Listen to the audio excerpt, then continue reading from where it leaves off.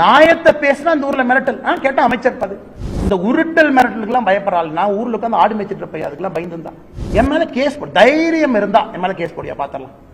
சரியான அப்பா அம்மாக்கு பிறந்தா என் மேல கேஸ் போட பார்த்தலாம். ஆரோக்கியமான அரசியலை பண்ணுங்க. நானும் ஆரோக்கியமான இந்த தெருநாய் மாதிரி மோப்பம் பிடிக்காத வேலை. நாங்க ஆரோக்கியமான அரசியல் செய்வதற்காக வந்திருக்கேன்.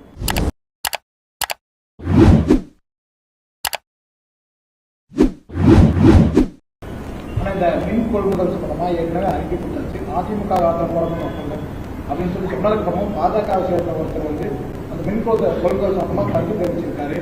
அதுல ஜாமீன் அமைச்சர் சொல்லியிருக்காரு. பாஜக எத்தனையோ ஜாமீன் அமைச்சர்கள் இருக்கிறாங்க, அது அவங்களுக்கு தெரியாத கேள்வி எனக்கு தெரியாதுங்கண்ணா. பாஜக இருக்கக்கூடிய ஜாமீன் அமைச்சர்கள் சத்தியமா எனக்கு தெரியாதுங்கண்ணா. அதாவது ஓராண்டுக்கு மேல சிறையில் இருந்து ஓராண்டுக்கு மேல பல முறை பெயில் ரிஜெக்ட் ஆகி அவருடைய சொந்த தம்பி அவர்கள் ஆளக்கூடிய மாநிலத்தில் இன்னைக்கு அப்ஸ்காண்டிங்கா இருக்கார். இவர் அமைச்சர், சத்திய பிரமாணம் எடுத்த அமைச்சர். இவருடைய சொந்த தம்பி வாண்டட் அக்யூஸ்ட் ஆஃப் இடி. பிடித்து கொடுக்க வேண்டிய கடமை தமிழக காவல்துறைக்கு இருக்கு. காவல்துறையை கையில் வைத்திருக்கக்கூடிய முதலமைச்சர் சொல்றாரு கோயம்புத்தூர்ல, என்னுடைய மகன் உட்பட 35 அமைச்சர்ல பெஸ்ட் அமைச்சர் இவராமா. ஆனா ஒரு நாள் அமைச்சர் ஆவாரு, கை வந்துருச்சுங்கன்னா பெஸ்ட் அமைச்சர் இவருன்னு ஒருத்தர் காட்டுறாரு. அவருடைய தம்பி இடி கேஸ்ல அக்யூஸ்ட், இன்னும் அப்ஸ்காண்டிங். தமிழ்நாட்டில் எங்க இருக்காரு எல்லாத்துக்குமே தெரியும். கரூர் போனீங்கன்னா இன்னைக்கு நைட் தூக்கிட்டு வந்துடலாம் அவர் காலையில். ஆனா காவல்துறை கைது பண்ணாது. அப்ப நான் ஜாமீன் அமைச்சர்னு சொல்லாம என்ன சொல்றதுங்க?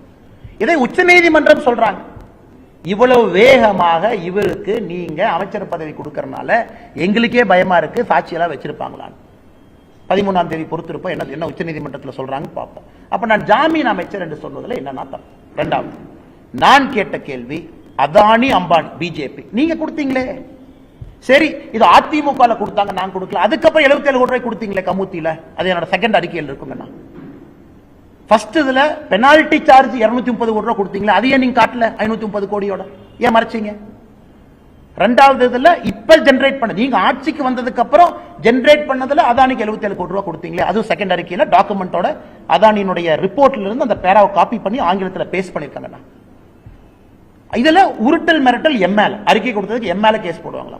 யோ நீ எல்லாம் என் மேல கேஸ் போட்டு இடி கேஸ்ல உள்ள போன நீ எல்லாம் கேஸ் போட்டு எஃப்ஐஆர் வாங்கின என் தலை விதி இல்லைங்களா? 1 வருஷம் ஜெயில கம்பி என்ன. இதுல ஆக்ஸ்போர்ட் பல்கலைக்கு போய் படிச்சேன். என்னை பத்தி நான் தனியா ஆக்ஸ்போர்ட்ல படிக்கிறேன் எப்ப சொன்னேன் நானு? ஆக்ஸ்போர்ட்ல தனியா இருக்காச்சு கிளாஸ் எடுப்பாங்களானே? ஆக்ஸ்போர்ட்ல ஒரு குரூப்ல போறேன். அது கூட போன 11 பேர் ரகசியம் எனக்கு தெரியும்.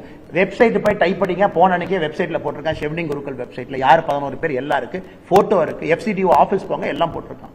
இது ஒரு விஞ்ஞானமா? இதுக்கு ஒரு அமைச்சர் வேணுமா? அதனால தான் நான் சொல்றேன், நான் ஆக்ஸ்போர்ட்ல படிக்கிற அதே நேரத்தில் இந்த ஜாமீன் அமைச்சரும் படிச்சார். எங்க படிச்சாரு? புலால் சிறையில கம்பி என்றதை படிச்சார். அவர் ஒரு பக்கம் படிச்சாரு, நான் லண்டன்ல படிச்சேன். அதனால ஃபெயிலான ஸ்டூடெண்ட் பாஸ் ஆன ஸ்டூடெண்ட் பார்த்து பொறாமப்படுறது நம்ம ஊர்ல சகஜம் தானா? அதனால கம்பி என்ற அமைச்சர் நீ பார்த்து பொறாமப்படுறாரு. கேட்ட கேள்விக்கு பதில் வரும். அதானி கொடுத்தியா இல்லையா? கொடுத்த ஒத்துக்க. இல்ல ஆட்சிக்கு வந்ததுக்கு அப்புறம் 77 கோடி ரூபாய் கமுதி ப்ராஜெக்ட் கொடுத்தியா இல்லையா? கொடுத்த ஒத்துக்க. அதை விட்டுட்டு சுத்தி இந்த வளைக்கிற வேலை என்கிட்ட விட்டுருந்த அந்த ஜாமீன் அமைச்சர் என் மேல கேஸ் போடு, தைரியம் இருந்தா என் மேல கேஸ் போடியா பாத்திரலாம். சரியான அப்பா அம்மாக்கு பிறந்தா என் மேல கேஸ் போட பாத்திரலாம்.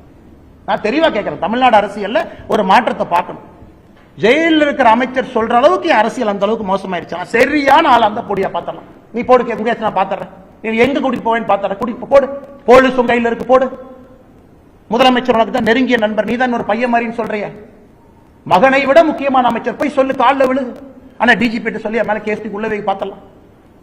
நாயத்தை பேசினா இந்த ஊர்ல மிரட்டல் கேட்டா அமைச்சர் பதவி, கேட்டா அமைச்சர் பதவி. நாயத்தை பேசினா மிரட்டல். அதனாலதான் அந்த அறிக்கை ஸ்ட்ராங்கா கொடுத்தான். நான் மரியாதை கொடுக்கக்கூடிய ஆள்.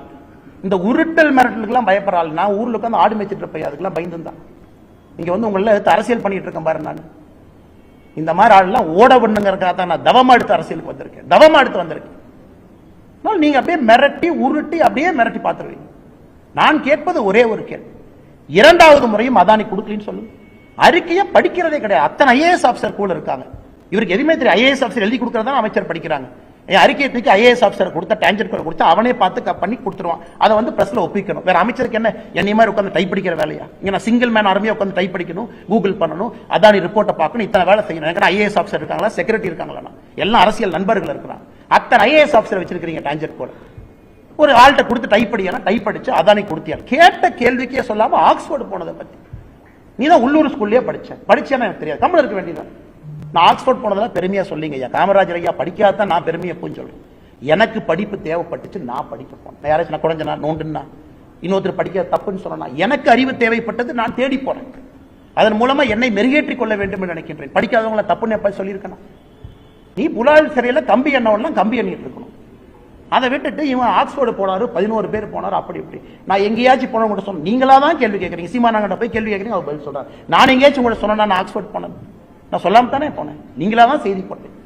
ஆனால் மறுபடியும் திமுக அமைச்சர்களுக்கு சொல்லக்கொள்ள விரும்புகின்றேன், மறுபடியும் நான் கிளாக்கை ரீவைண்ட் பண்ணி 1 வருஷத்துக்கு பின்னாடி போக விரும்பல. ஆரோக்கியமான அரசியலை பண்ணுங்க. நானும் ஆரோக்கியமான, இந்த தெருநாய் மாதிரி மோப்பம் பிடிக்காத வேலை. நாங்க ஆரோக்கியமான அரசியல் செய்வதற்காக வந்திருக்கேன். நீங்க பண்ண ஒன்னொன்னையும் மோப்பம் பிடிச்சு டெய்லி தொலாவி பத்திரிகை மட்டும் கொடுக்கறதா என் வேலையை நினைச்சுதான் என் வேலை. அது இல்லைங்க. என் வேலை இங்க ஆரோக்கியமான அரசியல் பண்றதுக்காக வந்திருக்கு. அது தயவு செஞ்சு மறுபடியும் பழையபடி 1 வருஷத்துக்கு முன்னாடி கொண்டு போய் விடாது.